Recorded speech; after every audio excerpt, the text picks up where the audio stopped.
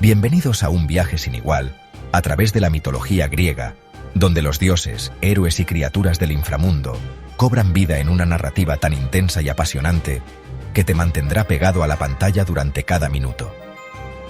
Hoy exploraremos la historia de Hades, el señor del inframundo, y descubriremos cómo su ascenso, sus batallas y sus dominios han marcado no solo la leyenda antigua, sino también una sorprendente conexión con nuestro mundo moderno.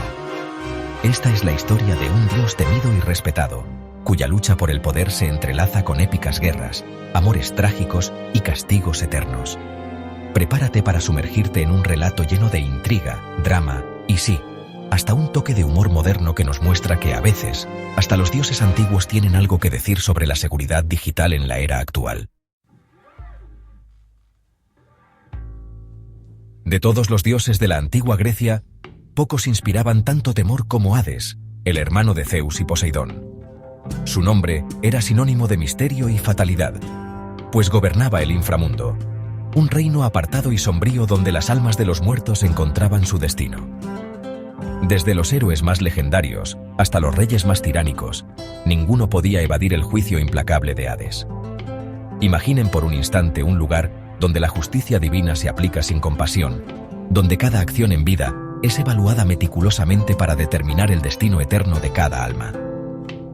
Así era el inframundo, un reino de sombras, donde aquellos que se atrevían a desafiar a los dioses o a perturbar el orden cósmico se enfrentaban a castigos tan notorios que su fama recorría todo el mundo antiguo. Aunque Hades inspiraba un profundo respeto y a la vez terror, su camino hacia el poder no estuvo exento de desafíos. La Tierra, en tiempos remotos, no había estado siempre bajo el dominio de los dioses. La lucha por el control se gestó en un escenario de conflicto y destrucción. Y fue precisamente en ese contexto cuando Hades emergió de la oscuridad para convertirse en el soberano del reino de los muertos. Esta es la historia de un niño relegado al olvido que a fuerza de determinación y destino se transformó en el infame señor del inframundo.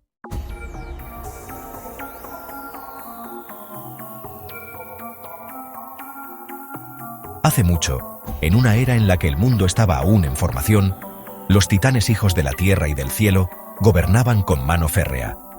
Entre ellos, Cronus, el más joven y poderoso, se erigió como la figura central. Pero el destino tenía preparado un giro sorprendente. Cronus engendró 3 hijos y 3 hijas junto a su hermana Ría, quienes con el tiempo serían conocidos como los dioses. Sin embargo, el reinado de los titanes estaba marcado por la crueldad. Cronus, temeroso de la profecía que anunciaba que uno de sus hijos lo derrocaría, se tragó a cada uno de ellos en cuanto nacían. Solo Zeus, el más pequeño y astuto, logró escapar a ese destino atroz, siendo ocultado hasta que alcanzara la fuerza necesaria para desafiar a su padre. Cuando llegó el momento, Zeus emergió con una determinación inquebrantable. Retornó para enfrentarse a Cronus, liberando a sus hermanos y hermanas del vientre del titán. Con esta rebelión, se inició una guerra épica contra los titanes, en la que cada dios desplegó sus habilidades para cambiar el curso de la contienda. La guerra, que se extendió por largos años, contó con el apoyo de aliados insólitos, como el legendario artesano de los cíclopes. Este maestro forjador creó para Zeus un rayo poderoso, para Poseidón un tridente capaz de dominar los mares y para Hades el indispensable sombrero de invisibilidad. Estos símbolos de poder no solo definieron el destino de cada dios, sino que cambiaron para siempre la estructura del universo, sellando la derrota de los titanes y estableciendo un nuevo orden divino. Una vez vencidos, Cronus y sus compañeros fueron encerrados en el Tártaro, el abismo más profundo de la Tierra, donde el tormento eterno se convirtió en su destino. Con el mundo liberado de la tiranía de los titanes, los 3 hermanos Zeus, Poseidón y Hades se repartieron el cosmos. Zeus se quedó con el cielo, Poseidón con el mar y Hades con el inframundo, lugar donde residirían los espíritus de los muertos.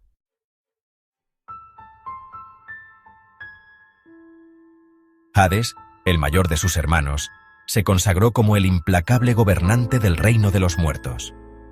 A diferencia de otros dioses, no tenía por qué encargarse de la muerte en sí. Esa función recaía en Tánatos, quien se encargaba de reclamar las almas de los mortales al partir. Hades, por su parte, se mantenía alejado de los conflictos del Olimpo, dedicándose únicamente a la administración de su dominio sombrío. Su palacio, oculto en las profundidades de la tierra, era tan temido que incluso pronunciar su nombre era considerado un acto de desafío. Los relatos sobre su furia y el rigor de sus castigos se extendían por todo el mundo antiguo, haciendo que pocos osaran invocar su presencia directamente. Por ello, en muchos rincones se le conocía como el Zeus infernal o Zeus del inframundo. Como señor del inframundo, Hades poseía en su reino todos los metales preciosos y gemas que se hallaban en el subsuelo. Su riqueza era tal que los romanos lo llamaron Plutón, que significa el rico. Esta opulencia no era solo material, sino que simbolizaba el poder absoluto que tenía sobre el destino de las almas y la estructura misma del universo. Imagina que, al morir, tu alma se separa del cuerpo y se embarca en un viaje que te llevará a través de paisajes tan misteriosos como inquietantes. Así era el trayecto de los mortales en el inframundo griego. Tánatos, el ejecutor de la muerte, se encargaba de separar la esencia vital del cuerpo, mientras que Hermes, el ágil mensajero, guiaba al alma hacia las orillas del inframundo. Allí, en la penumbra de un mundo desconocido, esperaba Caronte, el barquero eterno. Este ser, único en su clase, tenía la responsabilidad de transportar las almas a través del río Styx, una vía fluvial que separaba el mundo de los vivos del reino de la muerte. La travesía no era gratuita. Solo aquellos que tenían una moneda colocada bajo la lengua al ser enterrados podían pagar el peaje de Caronte. Los desafortunados sin esta ofrenda estaban condenados a vagar por las orillas del río durante 100 largos años, en una espera interminable.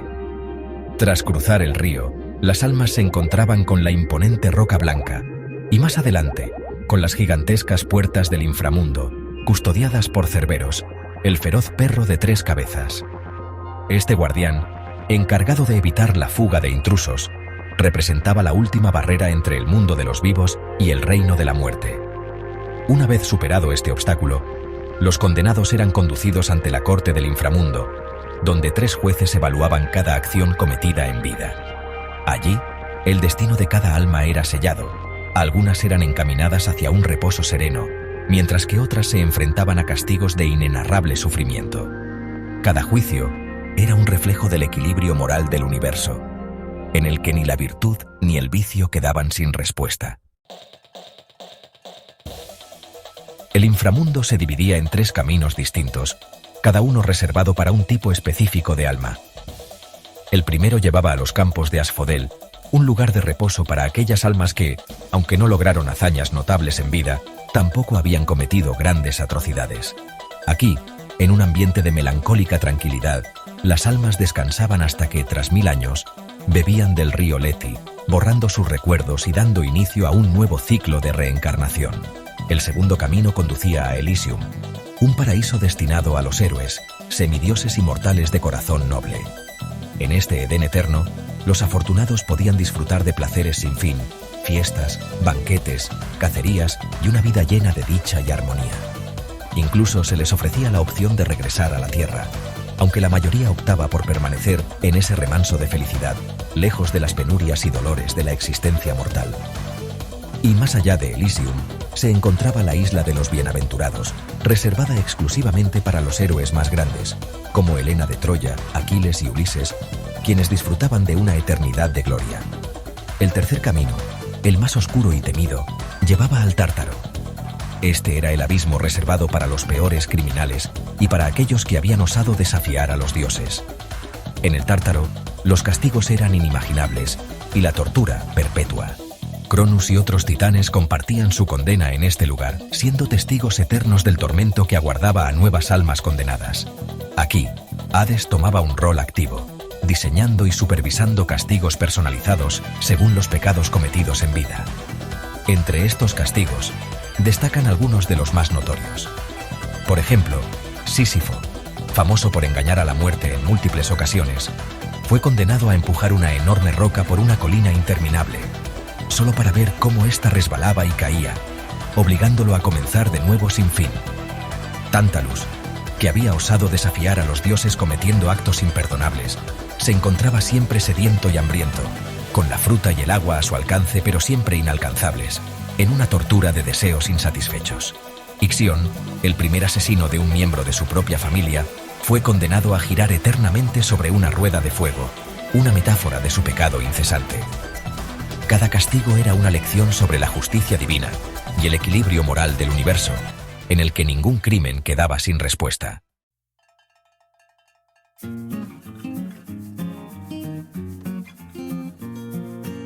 Ningún relato sobre el inframundo estaría completo sin mencionar a las Furias, las temibles deidades encargadas de vengar los crímenes más atroces. Aunque Hades controlaba su reino con mano dura, necesitaba la ayuda de estas entidades para ejecutar los castigos sobre aquellos que cometían ofensas imperdonables, como el asesinato de un familiar. En la sociedad griega, tal crimen era considerado tan atroz que la furia de estas diosas no conocía límites. Las tres Furias, surgidas del mismo abismo, perseguían incansablemente a sus víctimas, atormentándolas hasta llevarlas al borde de la locura. Su presencia simbolizaba que la justicia divina no dormía y que ni siquiera los vivos podían escapar del juicio que caería sobre ellos si deshonraban a la familia y al orden sagrado. En el inframundo, las Furias eran mucho más que simples ejecutoras de castigo. Eran un recordatorio constante de que la venganza y la justicia eran fuerzas inevitables, capaces de transformar la culpa en un tormento eterno.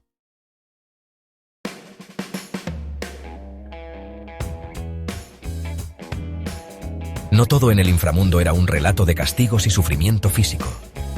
También existían lugares reservados para los corazones rotos y las almas que habían amado en vano. Los campos del luto eran un remanso para aquellos que habían pasado su vida persiguiendo el amor, solo para ser rechazados o traicionados. La tristeza y la angustia que impregnaban este lugar se manifestaban en un bosque sombrío, donde cada árbol y cada sombra parecían llorar por las promesas rotas y los afectos no correspondidos. En este entorno, el dolor se volvía casi tangible, una fuerza que condenaba a los enamorados a un luto perpetuo.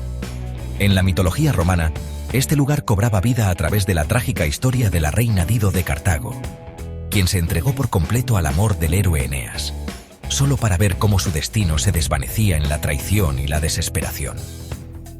La pena de Dido se convirtió en símbolo de un amor imposible, recordándonos que, en ocasiones, la pasión puede llevarnos a lugares tan oscuros como el mismísimo inframundo.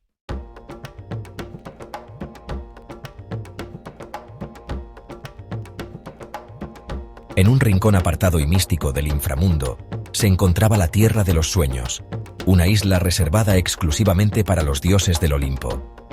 Gobernada por Morfeo, el dios de los sueños, esta tierra era un refugio en el que cada noche se tejían visiones y pesadillas con la misma intensidad.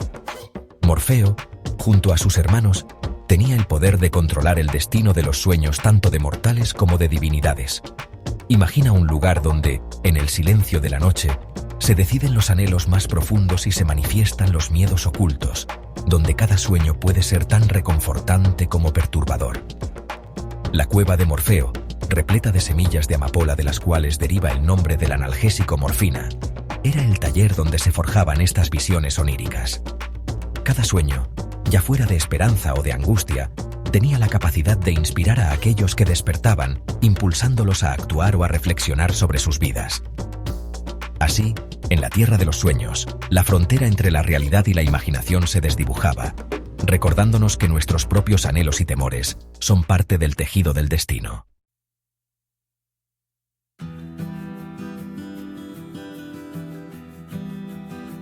Una de las historias más conmovedoras y complejas del inframundo es, sin duda, la de Perséfone. Hija de Deméter, la diosa de la agricultura y la fertilidad, Perséfone simbolizaba la juventud, la belleza y la esperanza. Sin embargo, su destino cambió radicalmente el día en que la tierra, en plena primavera, se abrió repentinamente para tragársela. Hades, atraído por su innegable belleza, la arrastró hacia su reino, obligándola a convertirse en su esposa y, por ende, en la reina del inframundo. Este acto, cargado de simbolismo y tragedia, marcó el inicio de un ciclo eterno de dolor y renacimiento. Deméter, devastada por la pérdida de su hija, se sumió en una desesperación que trajo consigo la gran hambruna sobre la tierra. Durante 9 largos meses del año, la diosa se negó a permitir que la vida floreciera, haciendo que la naturaleza misma sufriera la ausencia del amor maternal. Solo cuando Zeus, en un gesto de compasión, ordenó que Perséfone regresara a su madre. La tierra volvió a renacer, marcando el inicio de un ciclo estacional que hoy conocemos como primavera y verano. Los 3 meses restantes, sin embargo, Perséfone debía retornar al inframundo, trayendo consigo el rigor del otoño y el invierno, en un reflejo del eterno duelo entre la luz y la oscuridad. Esta dualidad, la vida y la muerte, la alegría y el dolor, se convirtió en una de las lecciones más poderosas de la mitología griega, recordándonos que, en el gran esquema del universo, cada final es también un nuevo comienzo. Entre las leyendas de amor trágico, la historia de Orfeo y Eurídice destaca por su emotividad y la tensión innegable que genera. Orfeo, célebre músico y poeta, se enamoró perdidamente de la bella Eurídice, y su unión parecía destinada a la eternidad. Sin embargo, el destino, siempre caprichoso, intervino de la forma más cruel posible. El día de su boda, Eurídice fue mordida por una serpiente y su vida se extinguió en un instante. Devastado por la pérdida y consumido por el dolor, Orfeo tomó una decisión audaz: bajar al inframundo para recuperar a su amada. Armado únicamente con su lira, emprendió un viaje que lo llevaría a enfrentar los oscuros rincones del reino de los muertos. Al llegar al río Styx, su música conmovió tanto al barquero Caron como a Cerberos, el fiero guardián de 3 cabezas, quienes quedaron cautivados por la melodía tan pura y triste. Hades y Perséfone, conmovidos por la pasión de Orfeo, accedieron a liberarle a Eurídice, pero imponiendo una condición inquebrantable. Mientras ambos aún estuvieran en el inframundo, Orfeo no debía volver la vista atrás para mirar a su esposa. Sin embargo, en un instante de desesperación y anhelo, cuando la luz del mundo exterior comenzaba a asomar, Orfeo se dejó llevar por la emoción y volvió la vista, condenando a Eurídice a regresar a las sombras para siempre. Esta tragedia, que enseña la virtud de la paciencia y la importancia de la fe en momentos de adversidad, sigue siendo recordada como una de las lecciones más profundas sobre el amor, la pérdida y la fragilidad humana. Gracias por acompañarnos en este recorrido por el inframundo griego, un mundo de pasión, tragedia y sobre todo de lecciones eternas. Si te ha gustado el vídeo, dale me gusta, suscríbete y comenta de qué te gustaría que fuera el próximo vídeo. Nos vemos en el próximo vídeo.